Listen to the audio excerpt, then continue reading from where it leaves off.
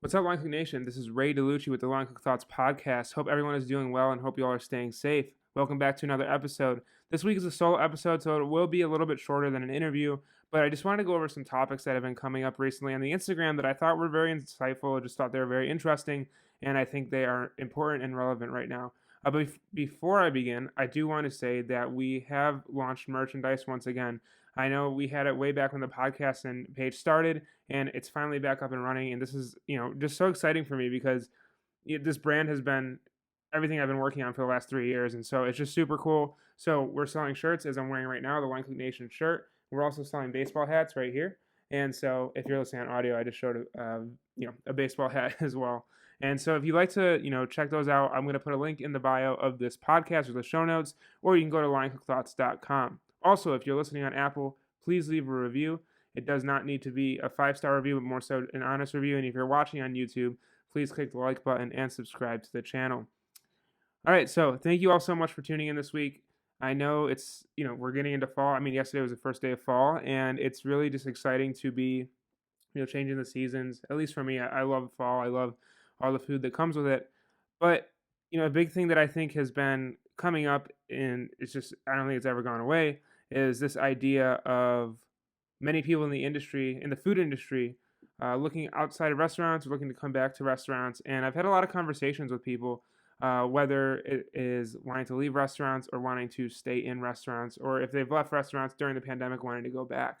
And so I wanted to start out this conversation with the conversation of what it means to just be in the food industry in general, and what we look for, what we aspire for, the goals at the end of at the end of our day. And so basically, I want to start with a message that isn't just for restaurants, but just for people in general. I think in the food industry, we all start in restaurants, or most of us start in restaurants, and we're always taught, to be great, to get those nice cuts down, get those skills down in the kitchen, to be able to cook on the line. And at least for me, like when I first started, it was all about those skills, about being able to show up on time, being able to prep fast, be able to have an accurate prep list, be able to have things taste good.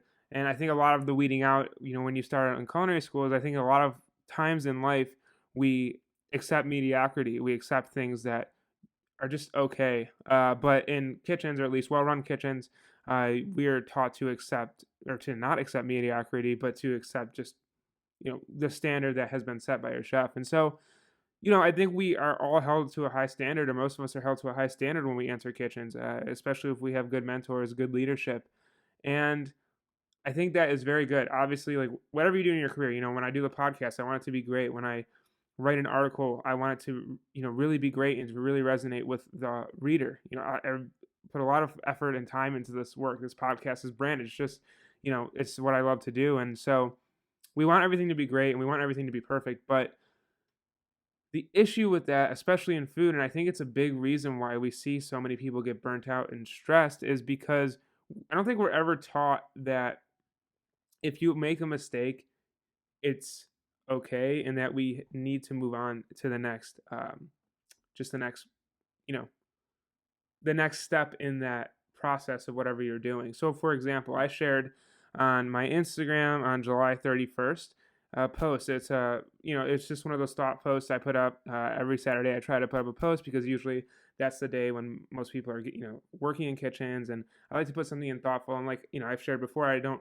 work in a restaurant anymore, but I mean, this is like what I love to do, and so I like to put something out there that's thoughtful for people in the food industry. And so I put this up, and it got a really good response. So I wrote, at the end of the day, it's just food. There will be another chance to plate it up, to cook it again, to serve correctly. Yes, it's everything to us, but it also can't be if we are to keep trying at it, to keep pushing towards our goals, make the mistake, and move forward.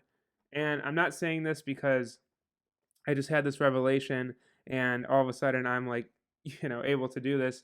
This comes from a really important lesson I learned as a young kitchen manager when I was managing a kitchen before the pandemic hit. So I was living down in Houston, Texas, managing a restaurant, and it was my first time managing a restaurant just like on my own in terms of like the back of house. It was the first time I was ever in that like chef title. It was kitchen manager was a title, but for me it was you know like ordering produce, scheduling, all the whole thing.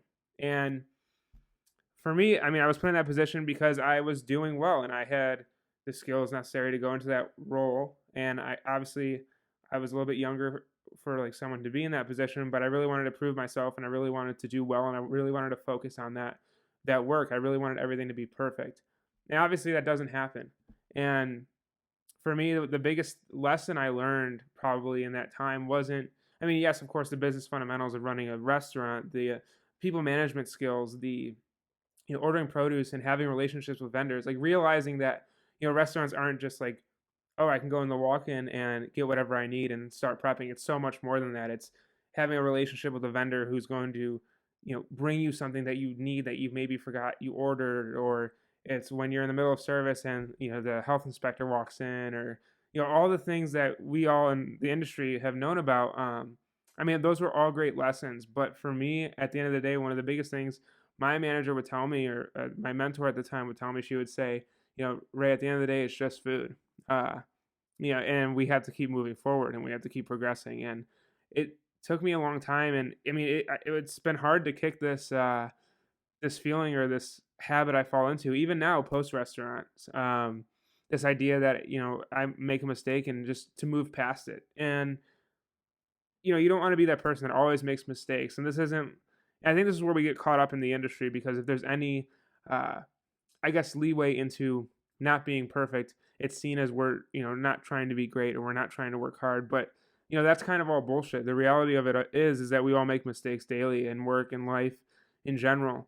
And I think a lot of times we operate in this industry in a way that makes us feel as if we can't make a mistake, or if we're not perfect every time, then we're not deserving of maybe a promotion or maybe a raise or whatever it is you're searching for. I feel like a lot of times the industry operates on this, and not everywhere. I mean, I've been lucky enough to where most places I've worked have been very fair. But just hearing from like what other people, like my colleagues, my peers, friends, like a lot of times you make a mistake, and it's that one thing that is held against you. It's like all of the work you put in up to that is null and void because of this mistake. And so, I mean, that's how in my opinion, that's how poor leadership operates. But more so, just the idea that it's just food. And of course, it's not just food. It's so much more than that. It's if you're working in restaurants, it's that experience. It's someone coming in on their birthday or their wedding anniversary, or if they're being proposed to, or I always think of food as this cool thing, especially in restaurants when I was there. Some of the best memories as a child that I have is my grandma and I like driving to Burger King. And those employees at Burger King had no idea that, I would remember those experiences years later. They're just like, they're serving burgers and fries, but it's those special moments that you have, and it doesn't need to be at a fine dining restaurant or a Michelin restaurant. And so that's why like restaurants are so special. And I think that's why so many people go into them.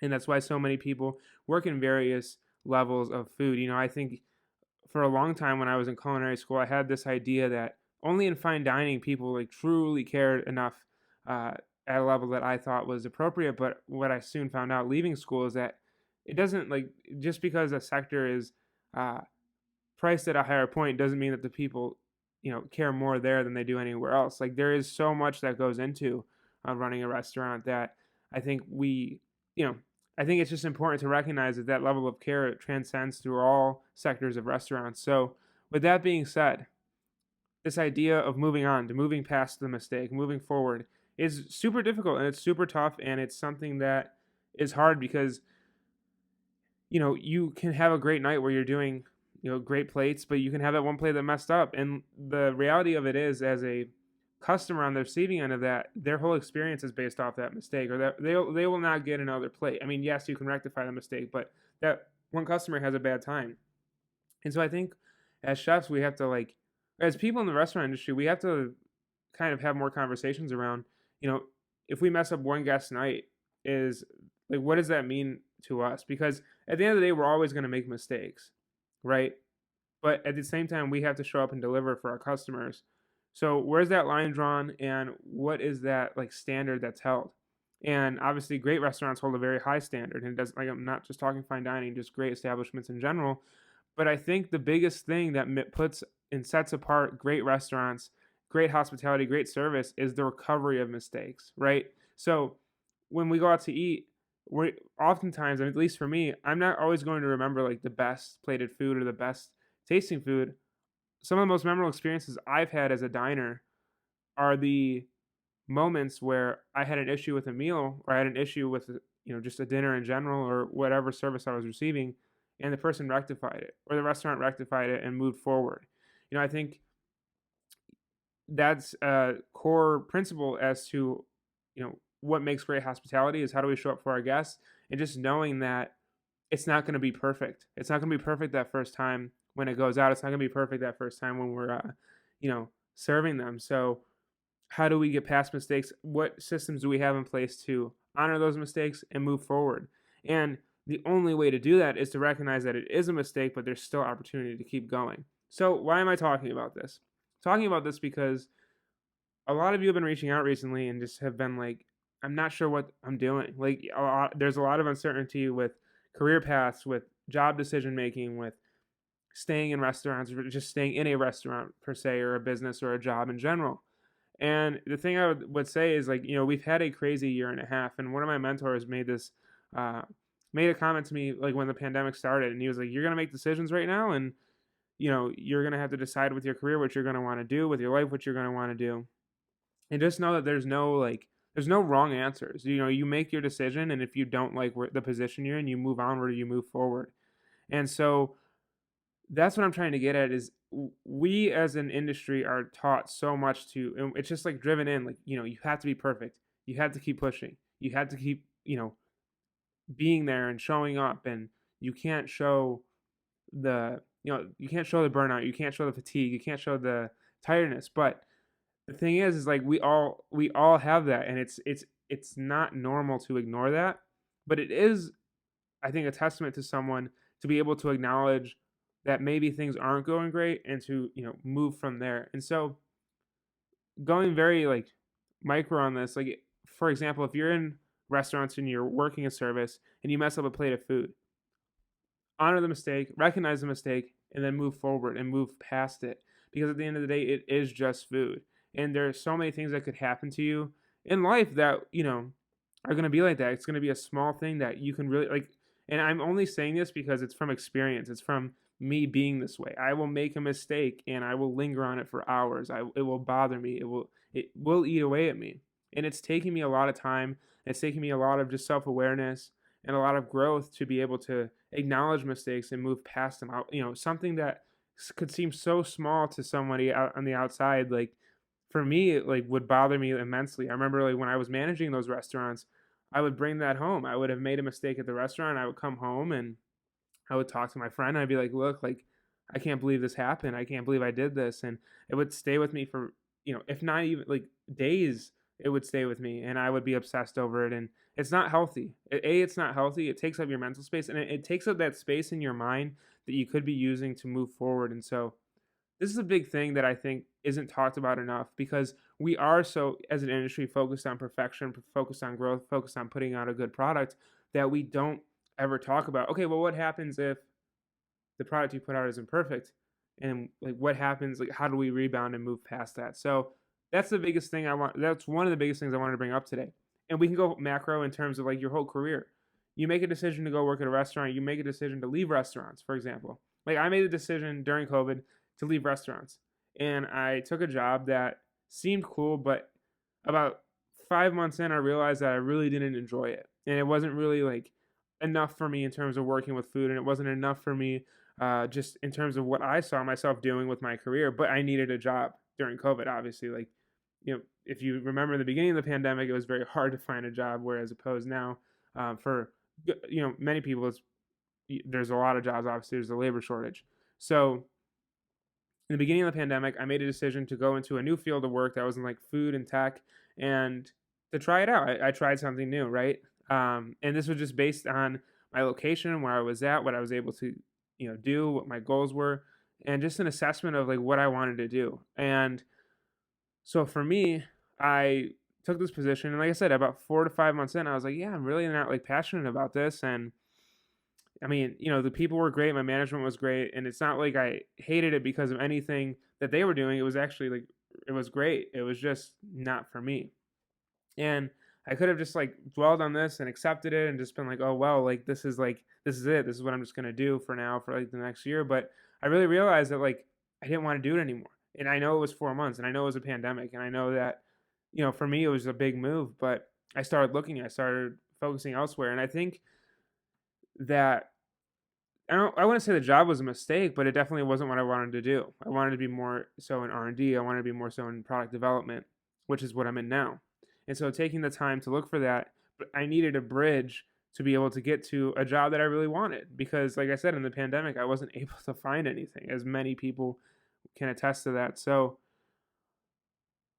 that, we have to choose how we see things in terms of our career, especially now. And so maybe you took a position that you're not crazy about right now. Or maybe you're in a spot where you're just like, man, you could feel it's a mistake, or you could feel that like you're just not passionate about it. And you can't I just want to like say like you just can't beat yourself up on it. It's just food. And yes, it is obviously it's your job, it's your livelihood, but you can move past it. And we're not ever stuck at a restaurant or we're not ever stuck in food. And this is going to tie into my second point. So, about a year ago, I wrote an article for Plate Magazine, and this is around that time I was making that transition, and a lot of people were, exiting restaurants to go find work elsewhere because they just couldn't find work in restaurants. And I thought it was important to write this because a lot of people would reach out to me and they'd be like, "Hey Ray, like I'm leaving restaurants and I feel like a complete failure. I feel like a sellout. I feel like someone who's just like giving up."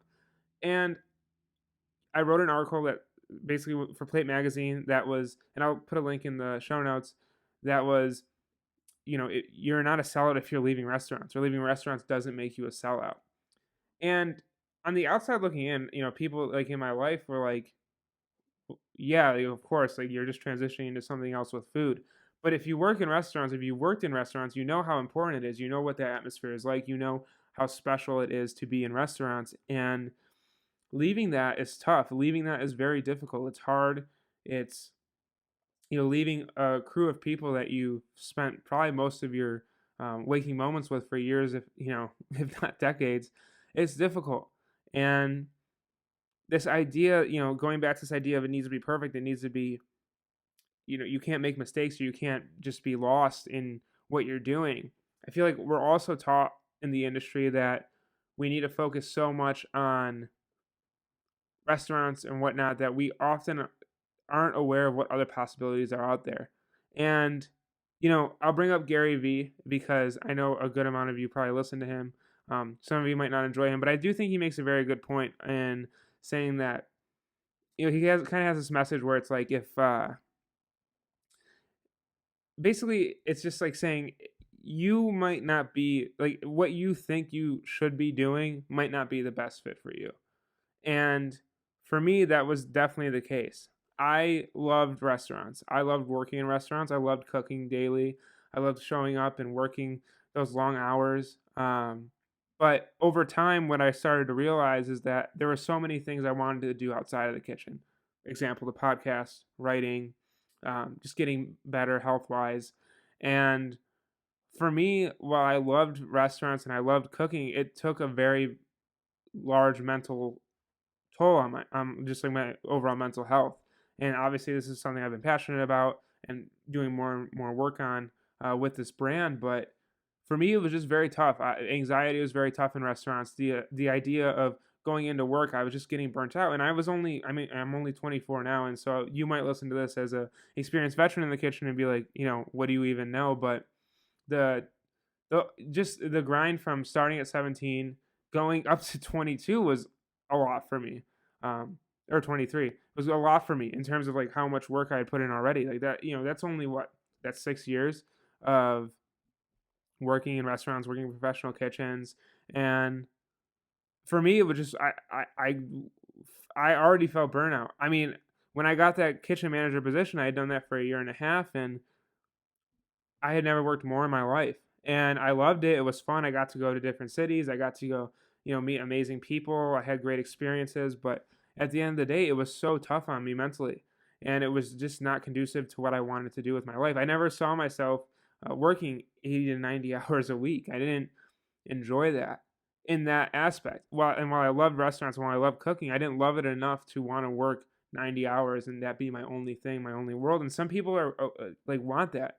And so I think it's also important when we talk about mental health and burnout, that some people do enjoy that lifestyle. And so if you enjoy that, there's nothing wrong with that.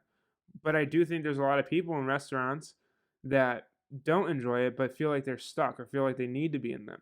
And it's vice versa. I think there's a lot of people in food who think who I think they probably should be in restaurants, but they don't think they can cut it, or they don't think that they're be good enough to work on the line. And so I think with everything going on with COVID, a lot of people were forced to make decisions, and maybe they made those decisions they've been waiting to make. But I also think a lot of people wanted to make decisions, but weren't sure of themselves or weren't sure if they should move forward down that path. And so I reshared this article that I'd written for Plate, saying leaving restaurants doesn't make you a sellout. And when my page has 13,000 followers on Instagram, a good post does probably over 300 to 400 likes. That's just like, if something gets a lot of engagement, it's usually getting over 300 to 400 likes. And this post got over 1,500 likes, and it had a bunch of comments. And then this was like a repost of the article from last year. And obviously you could just take it with what you will, but it shows that in my community, at least, it's still so relevant. This idea that if you want to go try other things in the food industry, you feel like a sellout. Many people feel this way. And so just kind of repeating the message that our careers in food, and it's not just in cooking, and that there's so many skills you do have as someone in the restaurant industry. There's so many skills, marketable skills, to go elsewhere in the food industry that you have from restaurants that you can take with you. And I just think it's important to remember that, because as we keep moving through this pandemic and as we keep going through this changing landscape that the food industry has kind of just been evolving so rapidly in the last like few years, there's so many things changing. You look at food and tech alone, like online delivery for food, like the market itself has grown in a 5 year rate, and like if like the last year and a half, it's grown like 5 years in terms of growth. Like, it's insane kind of what's going on right now in food. And yes, of course, a big focus of my work is on restaurants, but a good focus of my work is looking at what's outside of restaurants. And you'll notice that there are a good amount of positions in regards to just research and development, food media, and I still do believe that there's so many opportunities out there for people in the restaurant industry. And I don't think it's said enough that if you work in restaurants, if you manage in restaurants, you have so many skills that can be transferred elsewhere. And it's, of course, there's certain things that you're going to learn that are new, and there's certain things you're not going to know in these positions. But what I found by, actually leaving restaurants and going elsewhere is that you you can market these skills to go and learn and get into positions. At the end of the day, what I think makes the community of people in restaurants so beautiful is character. Their character. They want to work hard. They want to show up for customers, show up for guests. They want to be there for their teammates, for those people on the line with them. It's that character that's important. It's that character that you know I think defines so many in food, and it's that character that businesses and leaders in businesses are looking for.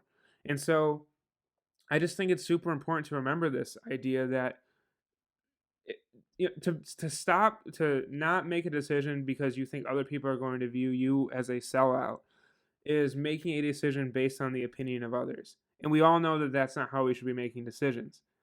Easier said than done, obviously, but at the end of the day, there should never, in my opinion, there should never be a moment in your career where you're not making a decision that you'd think would be better for you because you think others will view you as a sellout. So that being said, I just want to remind you all that you're not a sellout if you're going and looking at other opportunities. You're not a sellout if you leave restaurants. And yeah, I just think it's important to keep having this discussion because, like I said, I know that for me, after managing in restaurants, that wasn't for me. I mentally, physically, like just like what I expected or wanted in my career, it wasn't for me, and I'm comfortable saying that. And I've been super honest with the process. Since writing that article, since like having different podcasts on, talking a little bit here and there with guests, but I'm comfortable saying that like for me, it was very difficult to manage restaurants mentally. Like yes, I did I would say I did a good job at it, but it was very taxing on my mental health, and it wasn't what made me super happy. And while it was cool to be good at something, and while it was cool to progress and be to have others give me the responsibility of managing a business. Like that was all of it was amazing. It was great. It didn't make me necessarily that happy.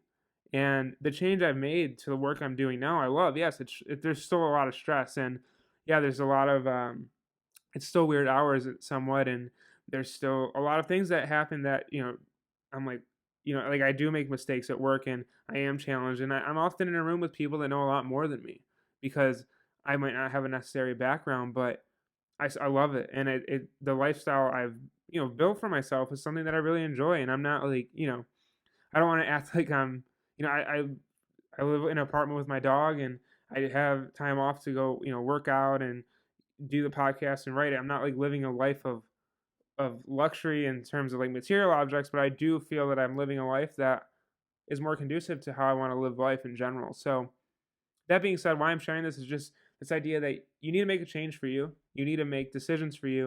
And you can't make decisions based on the opinions of others. And I think that's a big reason why a lot of us get caught in food because it's the opinions of others oftentimes that are so important to us if we're working on a line, if we're working in a kitchen. We care what people think about us. In food, we care what the cook next to us thinks about us. At least I did, because those people on your team are important to you. They're like family to you. And so, like, when I was transitioning into a different role, just within restaurants itself, I remember having this conflict. And one of my chefs, I was like, hey, like, I'm making the decision. And this might sound stupid, but I honestly, like, worry that you think I'm making a bad decision. And he said, Ray, you just got to make the decision for you, and I support you 100% because I believe in you. And so that's what we need. That's where we need to get to is we don't want to let people down. And I think this idea of not letting your people down on the line, letting people down in your restaurant, if you want to go to a different restaurant, if you want to switch positions, if you want to go to front of house, like that's all still based on someone else's opinion, and you still have to do what's best for you. So I hope this helped in some way. And, just remembering that it is just food. Mistakes happen not only like during service, but also in your career. And you need to be able to move on and move past it. And if you put too much weight into the opinions of others, it's going to be very difficult to do so. So I hope this helped in some way. Like I said, I know this has been obviously like this is a topic that comes up a lot, and it's something that in my community has really just been super important to talk about. And I think it's important for me to share kind of my journey or kind of why I'm so adamant about it because I'm not someone advocating for people to leave restaurants. I think a lot of people should be going into restaurants. I'm advocating for people to understand where and what makes them happy, where and what is good for them mentally, and what they, just taking note of what they want to do in their careers and in their lives, and then pushing for that without the worry of what others will think of them. So, love to hear your thoughts. If you've ever been in a situation like this, please share it with me. You can DM me on Instagram at linecookthoughts or email me at linecookthoughts@outlook.com, and I just love to hear more. But yeah, don't make decisions based on the opinions of others. It doesn't matter if people think you're a sellout. And guess what? Honestly, most people don't even care. At the end of the day, everyone has so much going on right now, and all the weight you're putting on yourself when making these decisions, thinking other people are going to care, they're not really going to care because they have so much going on. So make the decision that's best for you. Don't worry about what other people think. It's a basic message that I think is so relevant in food because we obviously care about what everyone thinks, especially since we, you know, need to get feedback on our food, feedback on our work. We're an industry that needs to care about what people think. But when it comes to you, decisions for yourself, do what's best for you. And I'm telling you, like when I made this decision, I thought people would be like, "Oh, what are you doing?" I got like two congratulations, and then life just moves forward. So you know, thank you all for sharing. Thank you for all those people that have been so transparent and open with me and like on Instagram, having these conversations and asking me to do a podcast about this. Because when I put this article out, there were a lot of people that were saying like, "What advice would you give or whatnot?" So, like I said, hope this helped in some way. So there's a solo episode for today. Thank you all so much for listening. As always, if you're on Apple, please leave a review. If you're watching on YouTube, please hit the like button and subscribe. And just a reminder, really quick, that myself and cooks in the Line Cook Nation community will be running 40 miles in the month of October to raise funds and awareness for World Central Kitchen. We're doing this to honor and recognize the 40 million meals they served for COVID-19 relief. So if you want to join, please send me a DM on Instagram. That's at Line Cook Thoughts. And also, if you want to join, you can email me at linecookthoughts@outlook.com. We're going to track it through the Nike Run Club app, and it'll be great.